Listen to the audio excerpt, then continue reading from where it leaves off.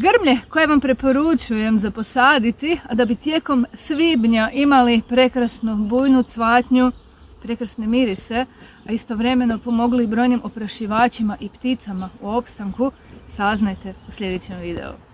Početkom svibnja cvate glicinija, odnosno visterija, prekrasna penjačica mirisnih plavoljubičastih cvjetova koji jako privlače pčele. Baš je prekrasan grm. Nakon toga kreću cvasti i snježne grude, Viburnum opulus roseum, klasični Viburnum, odnosno udikovina, ali i spirea.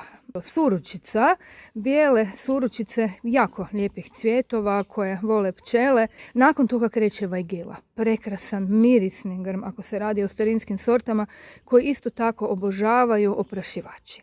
A onda kada završi cvatnja od prve polovice svibnja, kreću novi grmovi. Jedan od tih je dojcija. Dojcija ima više raznih vrsta, ovo je jedna od njih koja mi je jedna od omiljenih, prekrasnih, nije prejakog rasta i bujne cvatnje. Tu je i pajasmin koji je uobičajeno cvate u drugoj polovici svibnja, prekrasnog mirisa i jako medonosan. Obožavaju ga pčele i jako je koristan zapravo za pčele. Ono što je sigurno je da ćete i vi uživati u njegovom mirisu. A tijekom godina naraste jedan lijepi veliki grm i to stvarno u vrijeme cvatnje izgleda wow.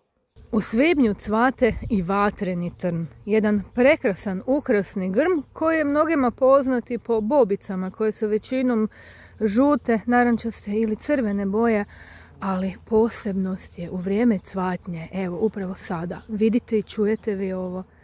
Ovo je roj pčelica, oprašivača na njemu, obožavaju ga i miriši prekrasno. Tako da, eto, vatreni trn je zaista jedna posebna biljka za očuvanje bioraznolikosti, što na proljeće kada cvate, što na jesen za ptice jako vole jesti njegove bobice. I za kraj još jedan prekrasan i meni jako dragi grm roza cvjetova, ovo je kolokvicija.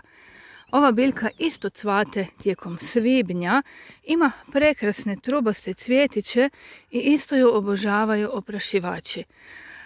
Kada naraste i kada cvate, grane joj se savijaju prema dolje, pa eto ima jako lijepi izgled u vrijeme cvatnje. Eto, uživajte u bioraznolikosti, uživajte u cvatnji, uživajte u raznim bojama. Nadam se da sam vas uspjela inspirirati na barem neke nabavke i uživanje u cvjetnoj raskoši tijekom svibnja. Pozdrav iz Biovrta!